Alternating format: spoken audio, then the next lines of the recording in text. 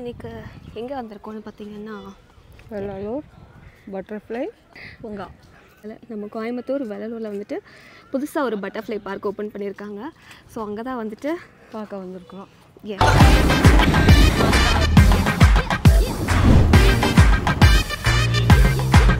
Google மேப்பில் இந்த location போட்டிங்கன்னா எக்ஸாக்டாக அந்த ஆர்ச் கிட்டே வந்துருங்க. ஸோ இங்கே வந்துட்டு பார்த்தீங்கன்னா வெளியிலேயே பார்க்கிங் இருக்குது.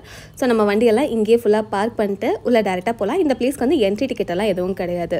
இந்த பிளேஸ்க்குள்ளே என்டர் ஆகலையே பல சிற்பம் செதுக்கி வச்சுருந்தாங்க. இந்த ஒவ்வொரு சிற்பத்துக்கும் பின்னாடியும் பல ஸ்டோரிஸ் இருக்குங்க. வீடியோவை எண்டு வரைக்கும் பாருங்கள் அந்த ஸ்டோரிஸ் எல்லாம் ஃபுல்லாக தெரிஞ்சுக்கிறதுக்கு. இதுக்கப்புறம் லேக்குக்கு நடுவுலேயே இந்த மாதிரி ஒரு பிரிட்ஜ் செட் பண்ணி வச்சுருக்காங்க. பக்கத்துலேயே பார்த்தீங்கன்னா இந்த பார்க் வந்துட்டு ரெடி பண்ணியிருந்திருக்காங்க. ஸோ உள்ளே என்டர் ஆகையிலேயே அந்த ஸ்டாச்சு ஐட்டம்ஸ்லாம் நம்ம பார்த்துட்டு போய் வந்தோம் அப்படின்னா இங்கே தண்ணி ஃப்ளோ ஆகிற இடம், அது பக்கத்தில் நடந்து போகிறதுக்காக இந்த ஒரு பிரிட்ஜ் மாதிரி செட் பண்ணியிருக்காங்க. பார்க்க அவ்வளோ சினிமேட்டிக்காக இருக்குது. இன்னும் தண்ணி நிறைஞ்சு போனால் இன்னும் நல்லாயிருக்கும் பார்க்க இல்லை. ஆனால் அதெல்லாம் இன்னும் கொஞ்சம் க்ளீன் பண்ணாங்கன்னா இன்னும் நீட்டாக இருக்கும். நிறைய பேரண்ட்ஸ் வந்துட்டு அவங்களோட குட்டி குட்டி கிட்ஸ் எல்லாம் கூட்டிகிட்டு வந்திருந்தாங்க. ஸோ பார்க்குறதுக்கே சூப்பராக இருந்ததுங்க. உள்ளே எந்த நேரத்துமே ஃபோட்டோஸ் எல்லாம் எடுக்கிறதுக்கு ஏற்ற மாதிரி ஒரு பெரிய ஆர்ச் மாதிரி இங்கே செட் பண்ணி வச்சுருக்காங்க. இந்த ஆர்ச் பக்கத்துலேயே தான் வந்துட்டு இந்த நாலேஜ் சென்டரும் வச்சுருக்காங்க. இந்த நாலேஜ் சென்டரில் பார்த்தீங்கன்னா அந்த மாதிரி ஃபுல்லாக இந்த மேற்கு தொடர்ச்சியோட மலையை பற்றி, அதுக்கப்புறம் இந்த பட்டர்ஃப்ளைஸ் பார்க்கை பற்றி, இந்த எக்கோ சிஸ்டம், இந்த மாதிரி ஃபுல் அண்ட் ஃபுல் டீட்டெயில்ஸ் வந்துட்டு இங்கே இருக்க மாதிரி செட் பண்ணி வச்சுருக்காங்க. நம்மளோட மெமரிஸ் கலெக்ட் பண்ணிட்டு போகிறதுக்காக வெளியே வந்ததும் பார்த்தீங்கன்னா இந்த மாதிரி ஃபோட்டோஷூட் ஸ்பாட் கூட இருக்குங்க.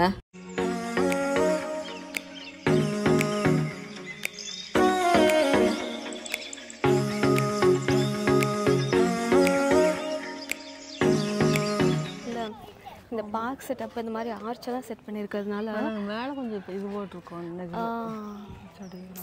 இல்லை இது வந்துட்டு ஒன்றா காலையில் வரணும் இல்லை நைட்டு வரணும். நம்ம எப்போ எந்த விளாக் எடுக்க போனாலும் மதியானத்துலேயே வர்றதுனால அப்படி தான் இருக்குது. ஆனால் நிறைய குட்டி குட்டி குழந்தைங்க ஃபேமிலியாக வராங்க. பார்க்குறதுக்கு ஜாலியாக இருக்குது. அதை விட என்னென்னா சைடில் வந்துட்டு பின்னாடி இப்படி ஒரு லேக் வியூ இதெல்லாம் இருக்குது. யாரோ சம்பவம் பண்ணிட்டாங்கன்னு நினைக்கிறேன். நம்ம யார் வம்புக்கும் போகிறதில்ல, யார் தும்புக்கும் போகிறதில்ல. நம்ம உண்டு நம்ம சோழி உண்டுன்னு போயிடுறது. அங்கங்கே ஸ்டாச்சூஸு, அப்புறம் அங்கங்கே பறக்கிற பட்டர்ஃப்ளைஸ் எடுக்கிறாங்க. இதெல்லாம் பார்க்குறதுக்கு செமையாக இருக்குது. ஆனால் பார்த்தீங்கன்னா இது வந்துட்டு சண்டே மட்டும்தான் ஓப்பனில் இருக்கும்னு சொல்லிட்டாங்க. அது சூப்பராக இருக்குமா பழமா பாருங்களேன். தெரியுதா உங்களுக்கு? இருங்க தனியாக உங்களுக்கு ஒரு கிளிப்பிங் எடுத்து காமிக்கிறேன்.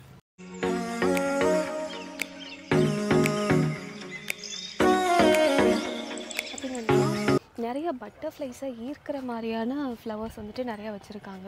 அது தாண்டி போகலாமா போகக்கூடாதான்னு போகிறாங்க வர இல்லை, அங்கே கீழே போகக்கூடாதுன்னாங்க.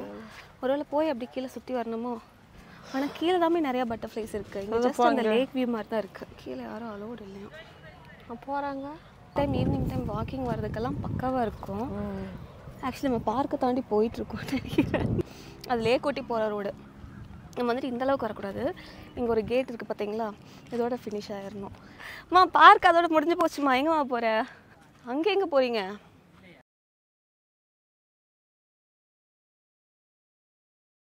பார்த்தீங்கன்னா ரொம்பவே குட்டி ஏரியா தான். ஒரு நல்லா இருக்காங்க.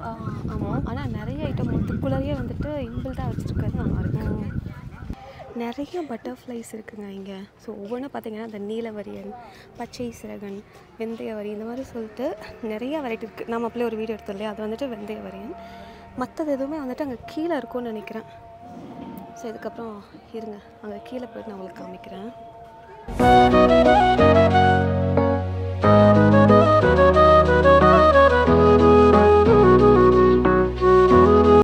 ஏரியாவில் எக்கச்சக்கமான பட்டர்ஃப்ளைஸ் இருக்குங்க. கிட்டத்தட்ட இங்கே வந்துட்டு 103 வெரைட்டிஸ்க்கு மேலே பட்டர்ஃப்ளைஸ் இருக்குன்னு சொல்கிறாங்க. இதை கஷ்டப்பட்டு உருவாக்குனா அந்த என்ஜிஓ மெம்பர் கிட்ட பேசலாமா? என் பேர் மணிகண்டன். நான் கோவை குளங்கள் பாதுகாப்போட ஒருங்கிணைப்பாக இருக்கேன். கோவை குளங்கள் பாதுகாப்பு கடந்த 2017 கோயம்புத்தூர்ல இருக்க நீர்நிலைகளை தூர்வாருது, குளங்களை புனரமைக்கிறது போன்ற வேலைகள் செஞ்சுருக்கோம். இந்த வெள்ளலூர் குளம் வந்து 2017 இந்த குளத்தை ஒர்க் பண்ணிருக்கோம். இந்த குளத்துக்கு 2017 ஒரு 12 வருஷமாக தண்ணீர் இல்லாமல் இருந்துச்சு. குளமெல்லாம் வறண்டு போய் ட்ரையாக இருந்துச்சு.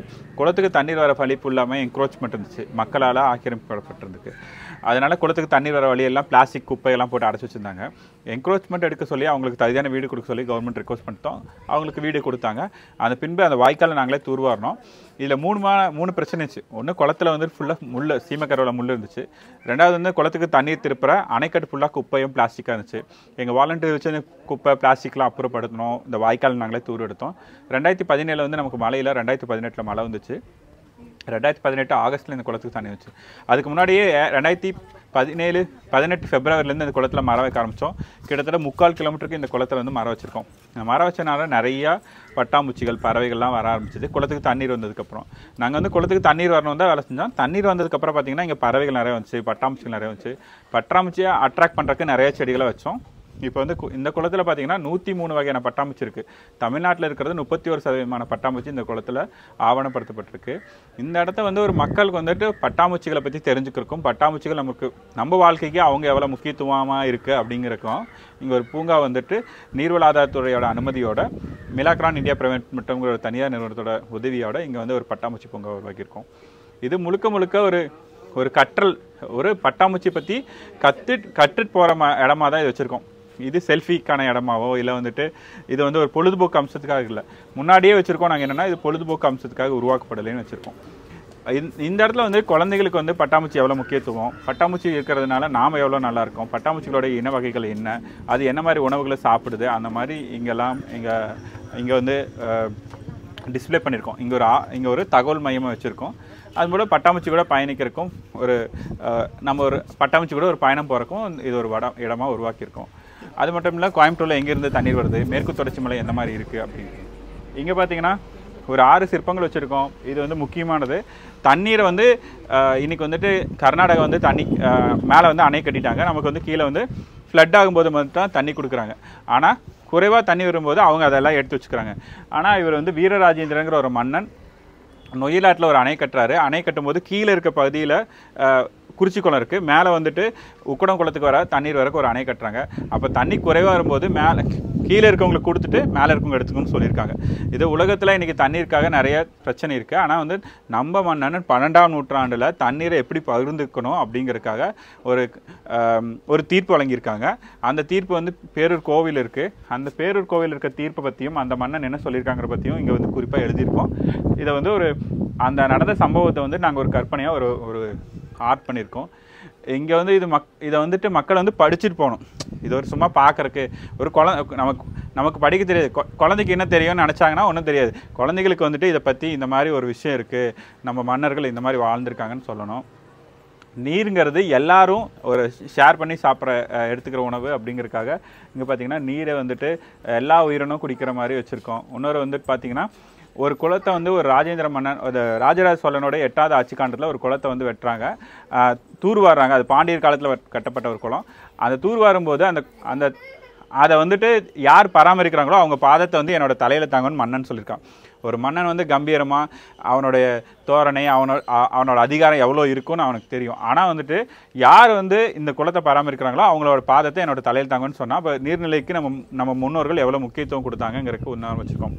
இப்போ நம்ம சும்மா போயிட்டு இருக்கல, இங்கே ஒருத்தர் சும்மா வந்துட்டு ஒரு ஃபோட்டோ எடுக்கிறக்காக இங்கேருந்து ஒரு பூவை பொறிச்சு காதில் வச்சுட்டு ஃபோட்டோ எடுக்கிறாங்க. ஆனால் ஒரு முல்லைக்கு வந்து ஒரு தேர் கொடுத்த பாரி ஒரு கதை வச்சுருக்கோம். ஏன்னா இங்கே இருக்க பிளான்ட்ஸ் தான் இங்கே இருக்க பட்டாம்பூச்சிகளுக்கோ இங்கே இருக்க உயிரினத்துக்கோ முக்கியமாக இருக்குது. அந்த செடியை வந்து பாதுகாக்கிறதுக்கு தன்னுடைய தேரவே கொடுத்துருக்காரு. இது வந்து 5 தொழில் செய்கிறவங்க வந்து சொர்க்கத்துக்கு போவாங்கன்னு சொல்கிறாங்க. குளம் வெட்டுறவங்க, ஏரி அமைக்கிறவங்க, வாய்க்கால் வெட்டுறவங்க, நிலத்தை பண்படுத்தி விவசாயம் பண்ணுறவங்க, கிணறு வெட்டுறவங்க, மரம் நடுறவங்க சொர்க்கத்துக்கு போவாங்கன்னு சிறுபஞ்சம் மூலம் சொல்லியிருக்கு. காக்கை வந்துட்டு நம்ம எல்லாரும் ஒரு கிண்டலாக கேலியாக சொல்கிறோம். காக்கை குருவி என்னோட ஜாதின்னு சொல்லி பாரதி சொல்கிறார். அந்த மாதிரி இங்கே வந்துட்டு நிறையா சுதை சிற்பங்கள் பண்ணியிருக்கோம். நிறையா வந்துட்டு மேற்கு தொடர்ச்சி மலை எப்படி இருக்குது, குளங்கள் எப்படி இருக்குது அப்படிங்கிறத பற்றி ஒரு ஆவணம் இங்கே வந்துட்டு ஒரு இன்ஃபர்மேஷன் சென்டர் வச்சுருக்கோம். அதை தாண்டி பட்டாம்பூச்சிகளோட ஃபேமிலி என்ன, பட்டாம்பூச்சிகள் அது என்னென்ன சைஸ் இருக்குது, இந்த மாதிரி வரைஞ்சி வச்சுருக்கோம். அதை தாண்டி ஒரு பட்டாம்பூச்சிகளோட பெயர் என்ன, தமிழ் இங்கிலீஷில் என்னென்ன பெயர் இருக்குது அப்படிங்கிறதையும் வரைஞ்சி வச்சுருக்கோம். இதெல்லாம் படிச்சுட்டு அந்த பட்டாம்பூச்சியை அவங்க பார்க்கலாம். இதுக்கு முன்னாடி இதை வந்துட்டு ஹரிபிரியா வந்துட்டு ஒரு 5 நிமிஷத்தில் ஃபோட்டோ எடுத்துகிட்டு போகணுன்னாங்கன்னா அதுக்கான இடம் இது இல்லை. இது வந்து ஒரு கற்றல் மையமாக உருவாக்கியிருக்கோம். ஞாயிற்றுக்கிழமை மட்டும் பொதுமக்களை அலோவ் பண்ணுறோம். மிச்ச நாளில் உங்கள் குழந்தைகள் வந்து நல்லா இதை பற்றி தெரிஞ்சுக்கணும்னாங்க அவங்க படிக்கிற ஸ்கூல்லையோ காலேஜ்லையோ சொன்னாங்கன்னா அவங்களுக்காக ஒரு நேரம் ஒதுக்கி அவங்கள வந்துட்டு கூட்டிகிட்டு போய் அவங்களுக்கு சொல்லிக் கொடுக்க தயாராக இருக்கும். அது மட்டும் இல்லாமல் கோயம்புத்தூரில் நொய்யலாக இருந்தால் கோயம்புத்தூரில் இருக்க குளங்களுக்கெல்லாம் தண்ணீர் வருது. அந்த குளங்கள் எப்படி இருக்குது, அந்த குளங்களுக்கு எப்படி தண்ணீர் வருது, வாட்டர் மேனேஜ்மெண்ட்டுக்காக ஒரு 1000 வருஷத்துக்கு முன்னாடி நம்ம முன்னோர்கள் இந்த மாதிரி குளங்கள்லாம் எப்படி வெட்டி வச்சிருக்காங்க அப்படிங்கிறது எல்லாத்தையும் டிஸ்பிளே பண்ணியிருக்கோம். ஓகே. அப்புறம் அந்த உள்ள ஜங்கிள் வாக் இருக்குது இல்லைங்களா, ஸோ அது வந்துட்டு எல்லா டேஸுமே அலோவ் பண்ணுவீங்களா இல்லை சண்டே மட்டும்தானா? அது எப்படி? அது போக நாங்கள் வந்து மியாவாக்கி மெத்தடில் ஒரு 750 மீட்டருக்கு மரம் வச்சுருக்கோம். அங்கேயும் வந்து போக முடியும். மக்கள் வந்து இது எவ்வளோ நல்லா பயன்படுத்திக்கிறாங்களோ. குளங்கள்ங்கிறது நாங்கள் இங்கே முக்கியமான கருத்து என்ன சொல்ல வரோம்னா, இந்த குளங்களோ நீர்நிலைகளோ நமக்கானது மட்டும் கிடையாது, எல்லா உயிரினத்துக்கும் ஆனது. அவங்க கூட சேர்ந்து நாமளும் இங்கே பயணிக்கிறதா இருந்தால் பயணிக்கலாம். அதை டிஸ்டர்ப் பண்ணுற மாதிரி இருந்துச்சுன்னா நாங்கள் அலோவ் பண்ண மாட்டோம். நல்லா அவங்க மெதுவாக மென்மையாக அதை பார்த்து பயணிச்சாங்கன்னா இந்த இயற்கை கூட நாமளும் இருந்துக்கலாம், பயணிக்கலாம். இந்த பிளேஸ்லேயே பார்த்தீங்கன்னா நம்மளுக்கு பட்டர்ஃப்ளை பார்க் இருக்குது, இன்ஃபர்மேஷன் சென்டர் இருக்குது. அது மட்டும் இல்லாமல் எக்கச்சக்கமான ஸ்டோரிஸ், ஃப்ரெண்ட்ஸ் அண்ட் ஃபேமிலியோட நம்மளோட குழந்தைங்களுக்கான லேர்னிங்கான பல விஷயங்கள் வந்துட்டு இந்த ஒரே இடத்துல வந்து நம்மளுக்கு கிடைக்குது. ஸோ நீங்களும் கண்டிப்பாக விசிட் பண்ணி பாருங்கள். இந்த பிளேஸ் கண்டிப்பாக உங்களுக்கும் பிடிக்கும். நெக்ஸ்ட் வீடியோவில் பார்ப்போம். ஸோ இப்போது தனியாக வாக் போயிட்டுருக்கோம். அட்வென்ச்சரின் உச்சக்கட்டம்னே சொல்லலாங்க. கொஞ்சம் பயமாக தான் இருக்குது. இப்போ அவங்களுக்கு